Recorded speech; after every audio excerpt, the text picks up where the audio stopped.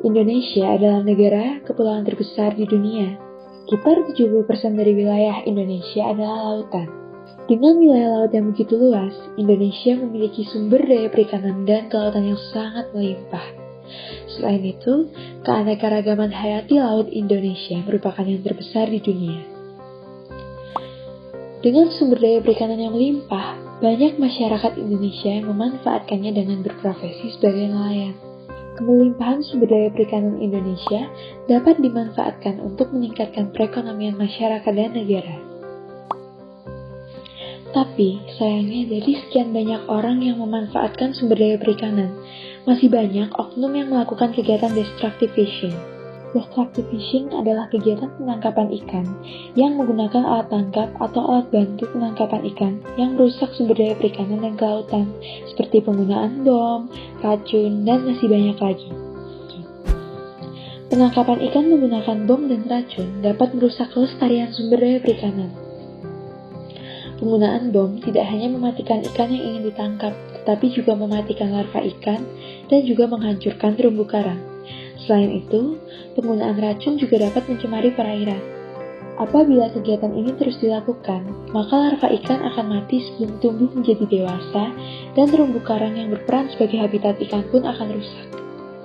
Matinya larva ikan dan rusaknya habitat ikan menyebabkan ikan tersebut tidak dapat berkembang biak, sehingga populasinya akan terus menurun. Dan apabila kegiatan tersebut terus berlanjut, berbagai jenis ikan dapat mengalami kepunahan. Tentu dapat kita simpulkan bahwa destructive fishing memberikan dampak yang buruk bagi sumber daya kelautan dan perikanan. Oleh karena itu, hukum pun melarangnya. Salah satu peraturan yang melarang perbuatan destructive fishing adalah Undang-Undang Nomor 31 Tahun 2004 tentang Perikanan, atau bisa kita sebut dengan UU Perikanan. Tepatnya pada pasal 9 yang menyatakan bahwa setiap orang dilarang memiliki, menguasai, membawa dan atau menggunakan di kapal penangkap ikan di wilayah pengelolaan perikanan Republik Indonesia. A. Alat penangkapan ikan dan atau alat bantu penangkapan ikan yang tidak sesuai dengan ukuran yang ditetapkan. B.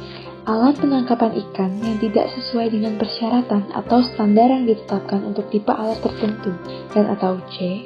Alat penangkapan ikan yang dilarang.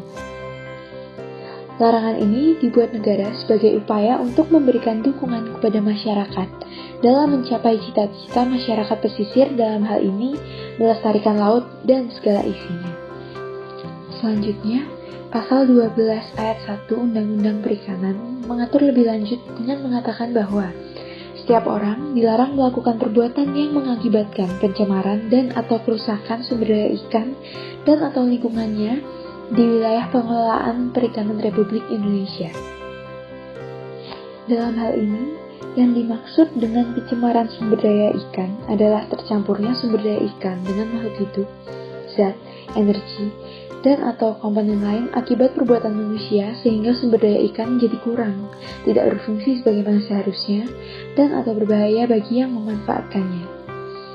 Sedangkan yang dimaksud dengan kerusakan sumber daya ikan adalah terjadinya penurunan potensi sumber daya ikan yang dapat membahayakan kelestariannya di lokasi perairan tertentu yang diakibatkan oleh perbuatan seseorang dan atau badan hukum yang telah menimbulkan gangguan sedemikian rupa terhadap keseimbangan biologis atau daur hidup sumber daya ikan.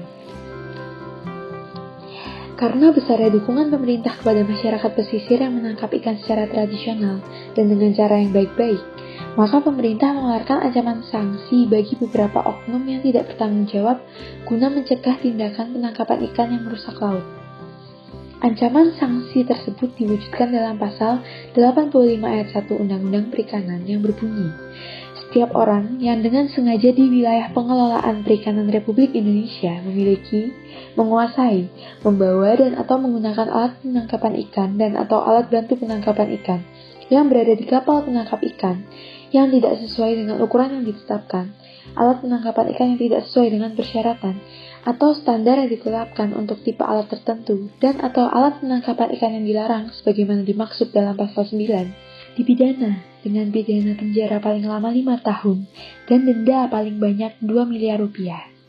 Sehingga negara dan hukum di sini senantiasa mendukung dan berterima kasih kepada kawan-kawan nelayan karena sudah turut menjaga kelestarian laut beserta isinya.